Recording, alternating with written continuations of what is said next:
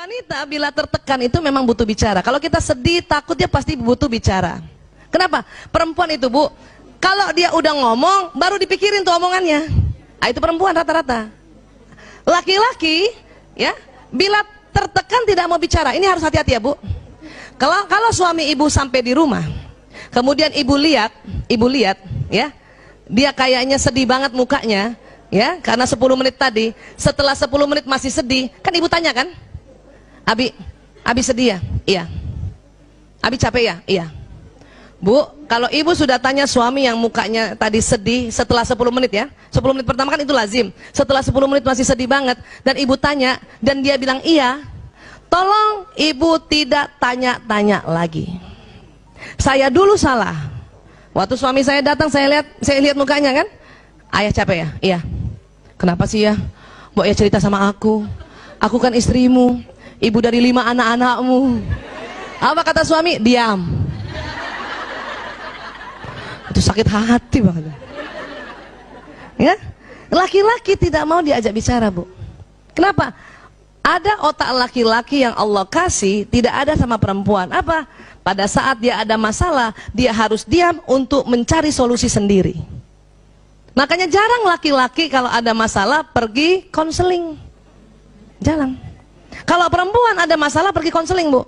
Kenapa? Supaya ada yang dengerin. Suami gue nggak dengerin, ya udah gue ke dokter Aisyah aja deh. Dengerin. Dan konsultan perempuan harus yang terlatih. Kalau enggak, dia juga pengen ngomong, Bu.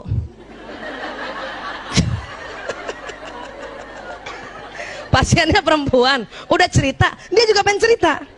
Makanya konsultan perempuan itu, psikolog perempuan atau dokter konselor perempuan ya, itu harus terlatih untuk dengar. Sudah selesai semua, tinggal memetakan. Ya, laki-laki enggak. Dan ingat, laki-laki mau cerita sama istrinya kalau masalahnya ini sudah ada alternatif solusi. Jadi ibu tenang aja, nanti dia cerita kok. Termasuk anak kita kalau datang. Ya, sayang, kok kayaknya marah ya? Iya bun, Mbok ya cerita sama bunda. Bunda kan ibumu yang melahirkanmu. Sebetulnya anak laki mau bilang diam, tapi takut durhaka. Enggak kayak bapaknya, langsung diam.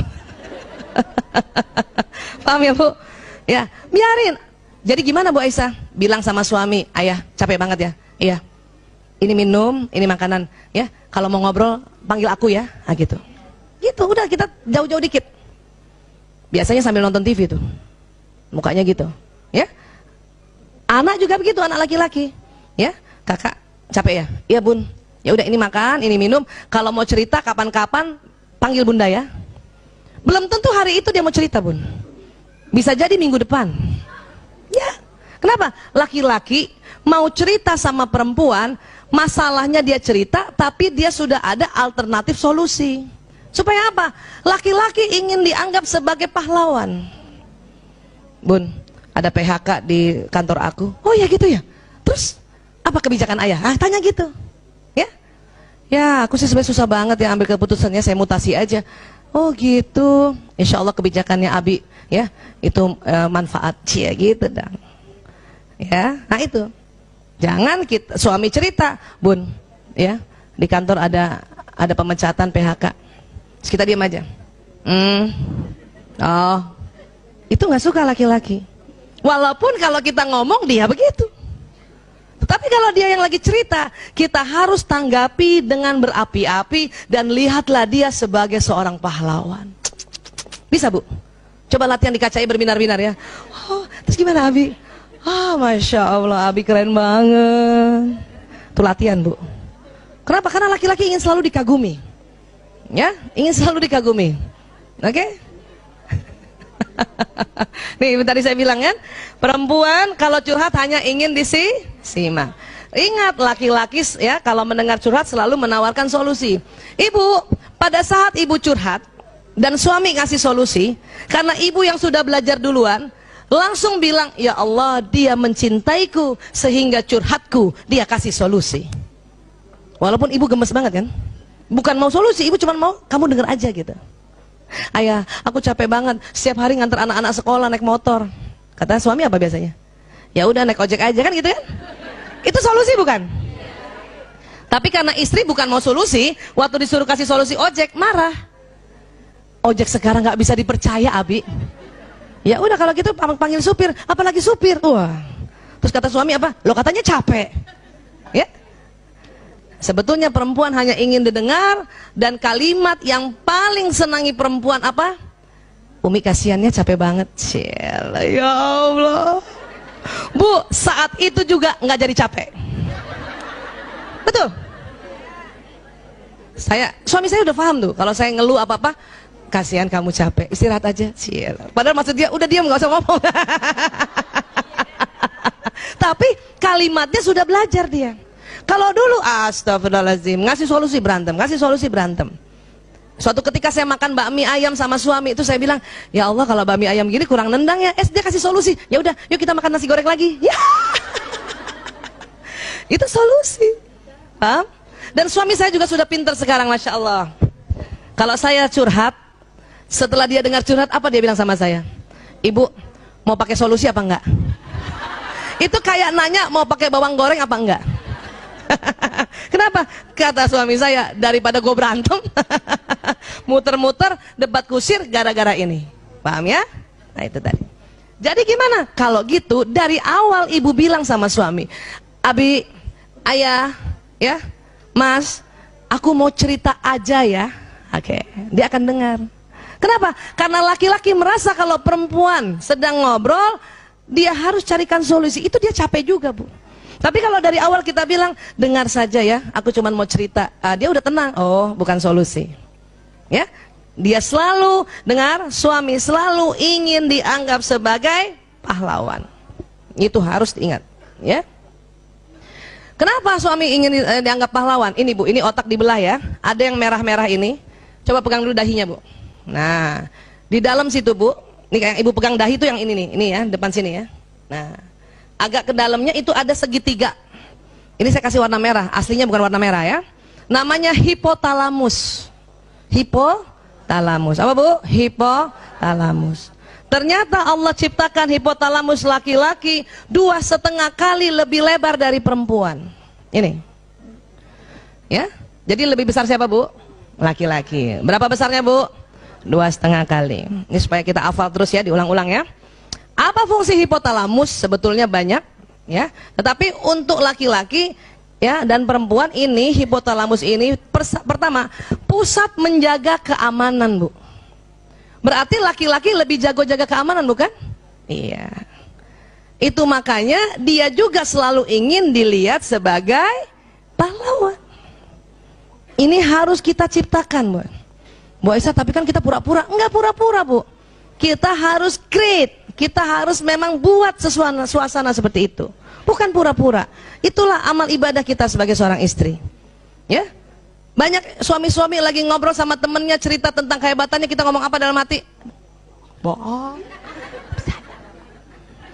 Apalagi kalau temennya lihat kan, itu bahaya banget Bu. Ya. Biarin, kalau suami cerita walaupun dia sesungguhnya, ya, dia bukan berbohong. Dia sedang negosiasi. Ya, kalau ada temennya tanya, ya, kamu punya chat nggak? Punya, walaupun nggak punya tuh, itu negosiasi. Kita juga harusnya mendukung. Ya betul, insya Allah ada punya. Jangan.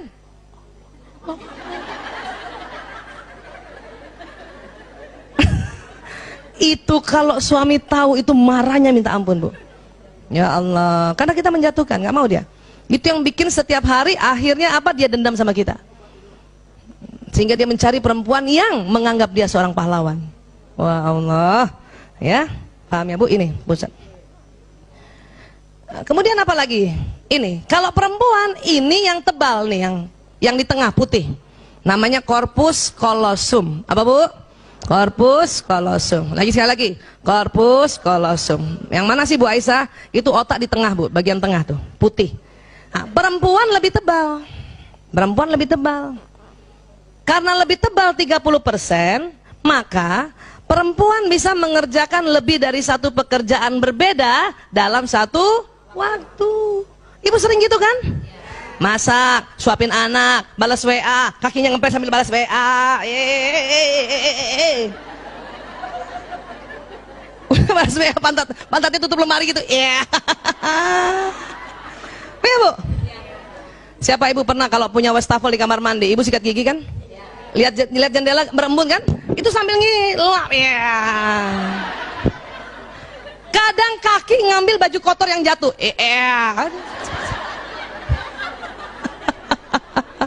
Iya Bu. Siapa ibu yang bawa mobil? Antar anak, zaman dulu tuh. Apalagi ya, bawa mobil, anak belum makan disuapin, betul Bu? Masih bisa kita dengar qiraat ya dari kaset, masih bisa pasang alis. Itu perempuan. Bahkan ada gurunya teman anak saya, perempuan itu, dia naik mobil, dia naik motor dan selalu pakai helm.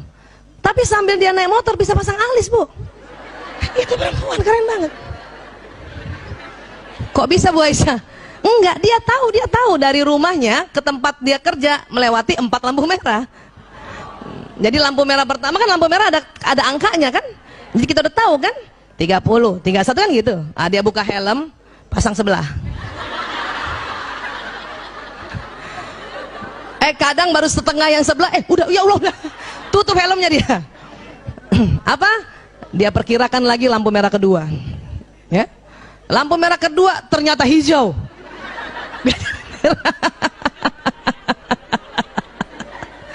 Lampu merah ketiga untung merah. Dia buka, betulin dikit. Ya, baru sebelah kan?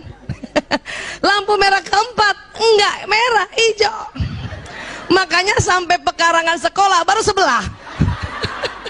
Tapi itu nggak masalah. Sebelum taruh helmnya di pekarangan sekolah, bikin satu lagi. Luar biasa. Itu karena otak kita yang korpus kolosumnya lebih tebal.